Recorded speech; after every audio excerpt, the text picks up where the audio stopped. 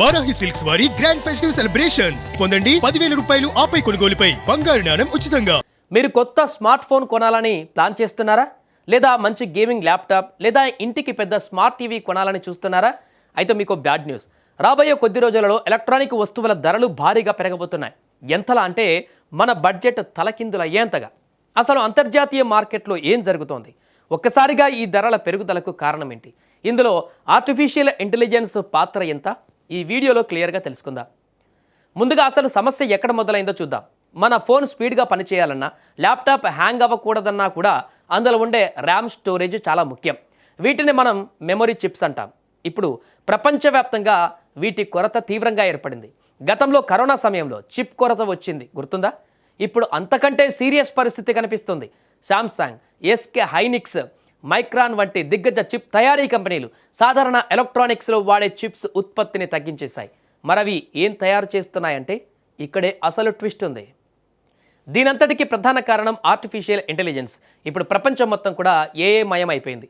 ChatGPT లాంటి tools నడవాలంటే భారీ డేటా సెంటర్లు కావాలి. ఆ డేటా సెంటర్లలో వాడేటువంటి సర్వర్లకు అత్యంత శక్తివంతమైన మెమొరీ చిప్స్ కావాలి. వీటిని హై బ్యాండ్విడ్త్ మెమొరీ అంటారు. ఈ ఏఐ చిప్స్కి మార్కెట్లో విపరీతమైనటువంటి డిమాండ్ ఉంది.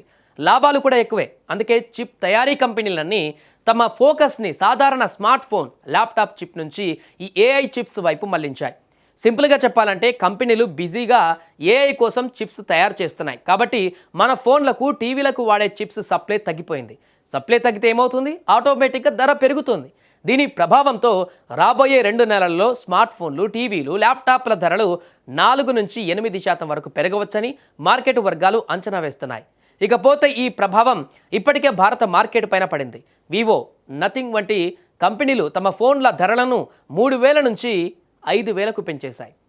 ఈ ధరల పెరుగుదల వల్ల 2026లో అమ్మకాలు 10 నుంచి 12% వరకు తగ్గొచ్చని all India mobile retailers association తెలిపింది. మరోవైపు ఖర్చు తగ్గించుకునేందుకు కంపెనీలు డిస్ప్లే వంటి ఇతర భాగాల నాణ్యతలో రాజీ పడే అవకాశం ఉందని నిపుణులు హెచ్చరిస్తున్నారు. కొత్తగా తయారీ ప్లాంట్లు అందుబాటులోకి వచ్చే వరకు, అంటే 2027 వరకు ఈ కొరత కొనసాగే అవకాశం ఉందని అంచనా వేస్తున్నారు. సో ఇది పరిస్థితి. అయితే మీరు అర్జెంటుగా మొబైల్ లేదా ల్యాప్టాప్ కొనాలనుకుంటే ఇంకా ధరలు తగ్గుతాయేమో అని వెయిట్ చేయకండి. ఇప్పుడే కొనడం మంచిది. ఎందుకంటే రాబోయే రోజులలో ధరలు పెరిగేటువంటి అవకాశాలే ఎక్కువగా కనిపిస్తున్నాయి. ఈ ఇన్ఫర్మేషన్ మీకు యూస్ఫుల్ అనిపిస్తే కింద కామెంట్ చేయండి. దీనిపైన మీకు తెలిసినటువంటి ఐడియాస్ని కూడా కామెంట్ రూపంలో తెలియజేయండి.